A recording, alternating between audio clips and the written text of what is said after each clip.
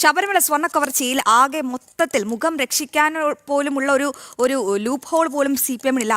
അത്രത്തോളം തലവേദനയാണ് ഈ അണികൾ നൽകിക്കൊണ്ടിരിക്കുന്നത്. എന്തായാലും തദ്ദേശ തെരഞ്ഞെടുപ്പിൽ വലിയ തോൽവിയാണ് പ്രേക്ഷകരെ ഈ CPM നേതൃത്വം നേരിട്ടത്, നമുക്കെല്ലാവർക്കും അറിയാം. അപ്പോൾ നിയമസഭാ തെരഞ്ഞെടുപ്പിലും ഒരു കനത്ത ആഘാതം സൃഷ്ടിക്കും. പ്രത്യേകിച്ച് ഈ ശബരിമല സ്വർണ്ണ കവർച്ച എന്ന് പറയുന്നത് അന്താരാഷ്ട്ര വിഗ്രഹക്കടത്ത് സംഘം ഉൾപ്പെടെ ഇതിൽ ഉൾപ്പെട്ടിട്ടുണ്ട്. അപ്പോൾ ആ ശബരിമലയിലെ ദേവസ്വം ബോർഡ് അംഗങ്ങളുടെ ആ ഒരു കുറ്റകൃത്യത്തിന്റെ ആ ഒരു പങ്കെന്ന് മാത്രമല്ല, ആ ഒരു കുറ്റകൃത്യം എത്രത്തോളം ഗൗരവകരമാണ്, ഒരു അന്താരാഷ്ട്ര വിഗ്രഹക്കടത്തിലേക്ക് വരെ എത്തിയോ CPM നേതാക്കൾ എന്നടക്കമുള്ള ചില നിർണായക വിവരങ്ങൾ കൂടിയൊക്കെ പുറത്തു വരികയാണ്. എന്തായാലും ഈ ശബരിമല സ്വർണ്ണ കവർച്ചയിൽ CPM അങ്ങനെ പ്രതിരോധത്തിലാവുകയാണ്.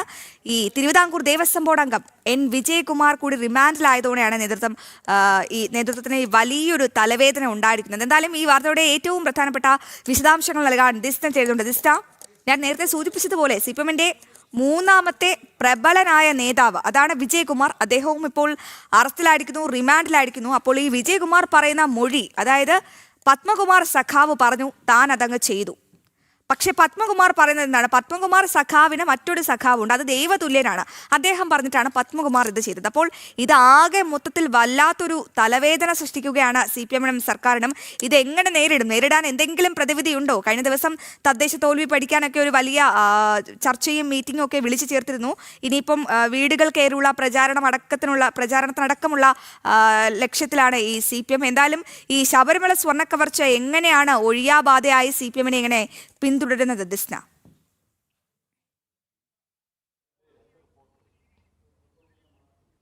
തീർച്ചയായും അശ്വതി സൂചിപ്പിച്ചതുപോലെ തന്നെയാണ് തദ്ദേശ തെരഞ്ഞെടുപ്പിലെ തോൽവിയൊക്കെ പഠിക്കാൻ വലിയ പാർട്ടി യോഗങ്ങളും ചർച്ചകളും ഒക്കെ നടന്നതിൽ ഏറ്റവും എടുത്തു പറയേണ്ടത് ഈ സ്വർണ്ണ കവർച്ചയുമായി ബന്ധപ്പെട്ട വിഷയത്തിൽ ഒരു ന്യായീകരണം അല്ലെങ്കിൽ ജനങ്ങളെ അത് ബോധിപ്പിക്കുവാൻ പാർട്ടിക്ക് കഴിഞ്ഞിരുന്നില്ല എന്നത് തന്നെയാണ് വിവിധ യോഗങ്ങളിൽ ഉയർന്നു വന്ന പ്രധാന ആക്ഷേപം എന്ന് പറയുന്നത്. എന്നാൽ സംസ്ഥാന സെക്രട്ടറി MV ഗോവിന്ദൻ പറയുന്നു അത്തരത്തിൽ സ്വർണ്ണ കവർച്ച തദ്ദേശ തിരഞ്ഞെടുപ്പിൽ എവിടെയും പ്രതിഫലിച്ചിട്ടില്ല, അത്തരത്തിൽ ഒരു പ്രകടനവുമല്ല ഈ പാർട്ടിയെ തളർത്തിയത് എന്നൊരു ഉറച്ച വാദത്തിൽ തന്നെയാണ് MV ഗോവിന്ദൻ നിൽക്കുന്നത്. അതിനെതിരെ വലിയ രീതിയിലുള്ള പ്രതിഷേധമൊക്കെ തന്നെയും പാർട്ടിക്കുള്ളിൽ തന്നെ ഉണ്ടാവുന്ന ഒരു സാഹചര്യമുണ്ട്. പ്രത്യേകിച്ച് ഈ പത്മകുമാറിനെതിരെ നമുക്കറിയാം പാർട്ടിയുടെ ഏറ്റവും പ്രബലനായ നേതാവാണ്. അത്തരത്തിലൊരു സംരക്ഷണം പത്മകുമാറിന് ലഭിക്കുന്നു എന്ന് തന്നെയാണ്. എന്തുകൊണ്ടാണ് പത്മകുമാറിനെതിരെ നടപടി എടുക്കാത്തത് എന്ന ചോദ്യത്തിന് സംസ്ഥാന സെക്രട്ടറി എല്ലാ പ്രാവശ്യവും മാധ്യമങ്ങളോട് പറയുന്ന ഒരു കാര്യം എന്ന് പറയുന്നത് അത്തരത്തിൽ നടപടിയെടുക്കില്ല, കോടതി കുറ്റക്കാരനാണെന്ന് തെളിവുകൾ സഹിതം വിധിച്ചാൽ മാത്രമേ പത്മകുമാറിനെതിരെ നടപടി ഉണ്ടാവുകയുള്ളൂ എന്ന് തന്നെയാണ്. അതൊക്കെ സംസ്ഥാന കമ്മിറ്റിയുടെ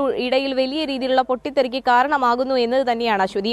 നമുക്ക് മനസ്സിലാക്കാൻ സാധിക്കുന്നത് ഈ സ്വർണ്ണ കവർച്ചയുമായി ബന്ധപ്പെട്ട് ഇപ്പോൾ പിടിയിലായിരിക്കുന്ന അല്ലെങ്കിൽ സംശയത്തിന്റെ നിഴലിൽ നിൽക്കുന്ന ആളുകളൊക്കെ തന്നെയും CPM വലിയ രീതിയിലുള്ള പ്രാതിനിധ്യമുള്ള ആളുകൾ തന്നെയാണ്. പത്മകുമാറും അതോടൊപ്പം തന്നെ N. വാസുവും ഇപ്പോൾ ഇതാ വിജയകുമാറും ഒക്കെ തന്നെയും വലിയ രീതിയിൽ CPM ചുമതലകളിൽ ഇരിക്കുന്നവരാണ്. ഈ വിജയകുമാർ എന്ന് പറയുന്നത് തിരുവല്ലം ലോക്കൽ കമ്മിറ്റി അംഗം ആണ് എന്ന് തന്നെയാണ് ഇപ്പോഴും നമുക്ക് മനസ്സിലാക്കാൻ സാധിക്കുന്നത്. തലവേദനയൊക്കെ മാറി മൈഗ്രെയിൻ ആവും, കാരണം അത്രത്തോളം കാര്യങ്ങൾ ഗൗരവകരമായി അന്വേഷണ സംഘം എടുത്തിരിക്കുകയാണ്. പ്രത്യേകിച്ച് ED ഒക്കെ എത്തുമ്പോൾ പലരും ഇവിടെ ഉത്തരം പറയേണ്ടി വരും, പല ദൈവതുല്യന്മാരും ഇവിടെ ചിലപ്പോൾ വിലങ്ങണിയേണ്ടി വരും. ദിസ്നയാണ് വിവരങ്ങൾ നൽകിയത്.